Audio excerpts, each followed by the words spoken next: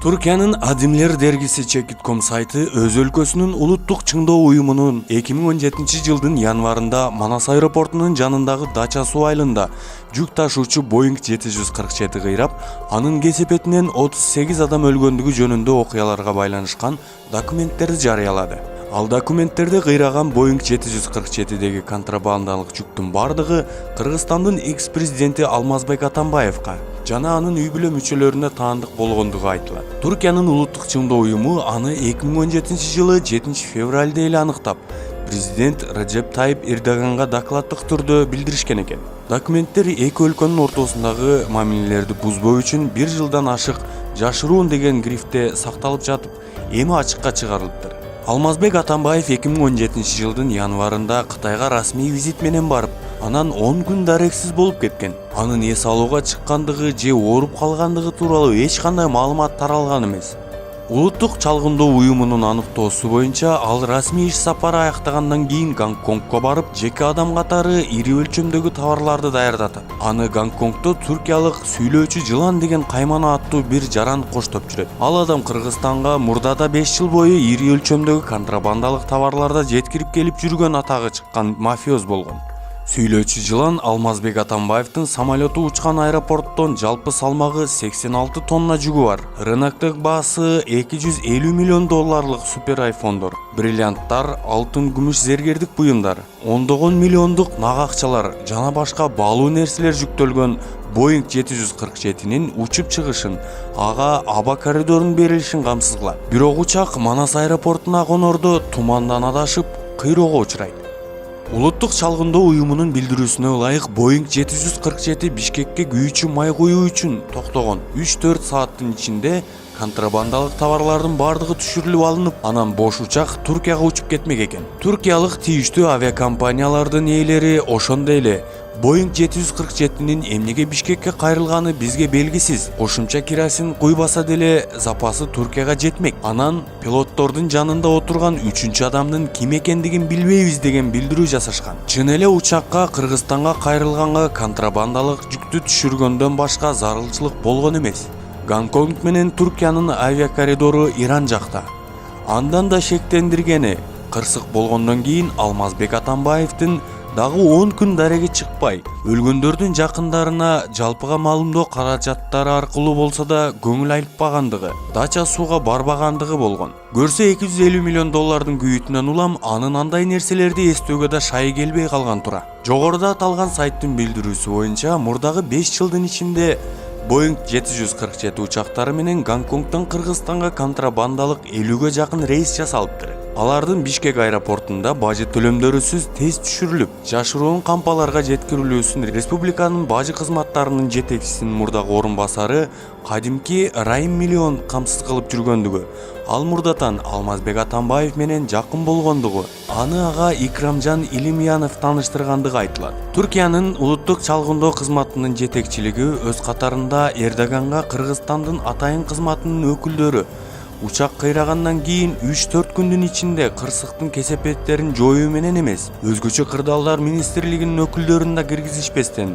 андагы жүктөрдүн калдыктарын ташып жок кылуу, из жашыруу менен алек болгондугун, авариядан кийин Алмазбек Атамбаевдин аялы 1 жумага жакын өзүнө келе албай асма өкөлдө жаткандыгын да билдиришиптир. 250 миллион доллардан айрылуу президенттин аялы үчүн да оңой эмес. Ал 1 жумага өлгөндөрдүн күйүтүн тартты дейсизби? Экс-президентте эгер контрабандалык жүктүн Кыргызстанга таандык болгондугу билинип калса, аны Райым Миллионго төңкөп салып, аны ошондон ары жок кылуу планы да болгон экен. Бирок Райым Миллиондун бактысына ал маселени Текебаев аягына чыгара албай калыптыр.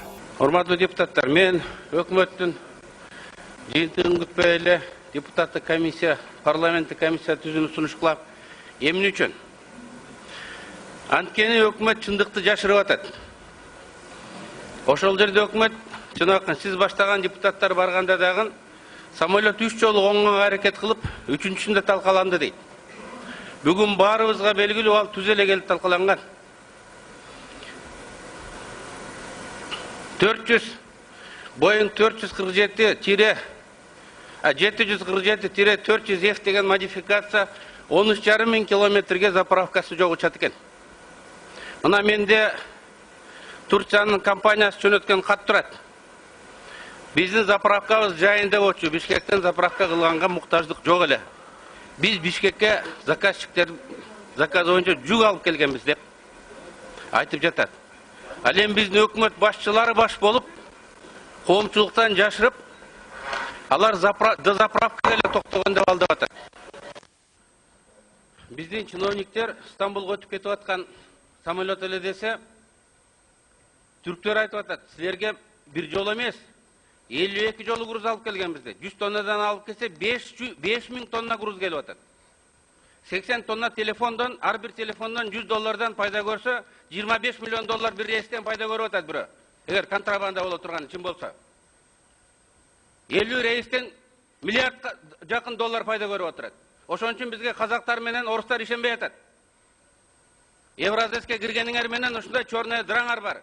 Сухопутный жол менен, авиа жол менен бизге ушундай контрабандаларды киргизип атасыңар деп ачык айтпаганыбыз менен президентибиздин бетине тар жолгуларды айтып атат.